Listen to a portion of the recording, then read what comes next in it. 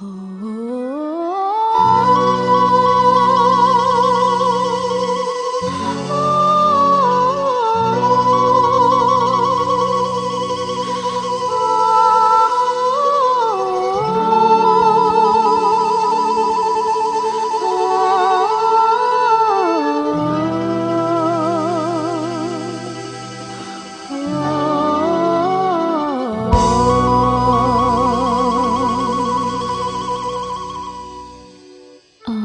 ្ពា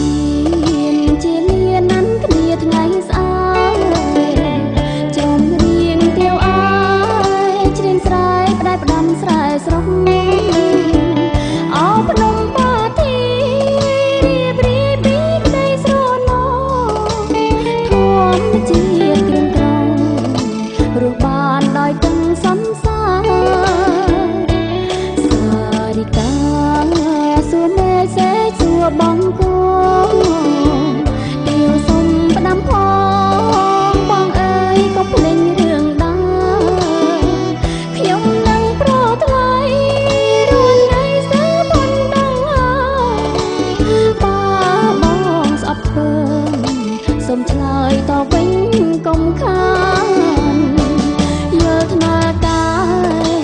ថ្នាបំបែកបាទីយល់សាឡារៀបរៀងចាំទទួលប្រាប្រៀបដូចជាសត្វដើរខំកិច្ចព្រៀងគង់ឃើញដល់ទុកនេះជាសញ្ញាបងកុំស្មានថាអូនបែកបែកចិន្តាប្រាថ្នាស្មងជំពាំងចិត្តថ្មីណាស្នា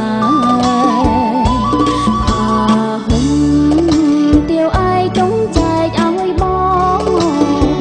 គ្រាន់ទុំទ្របខ្នងជាប់ខ្លួនទៅបានជាគេបើបងភ្លេចអូ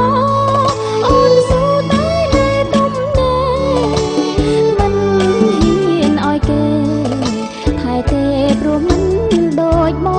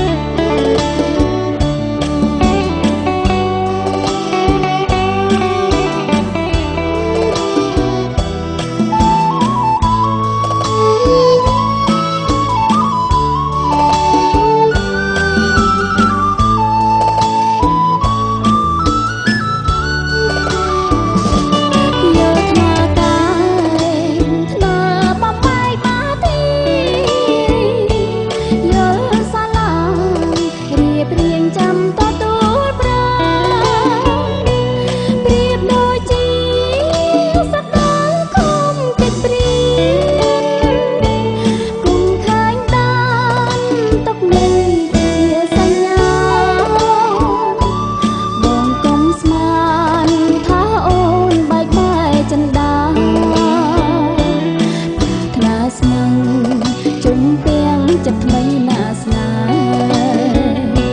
ផាហុំទាវឯងទុំចែកឲ្យបងគ្រាន់ទុំទ្របខ្នង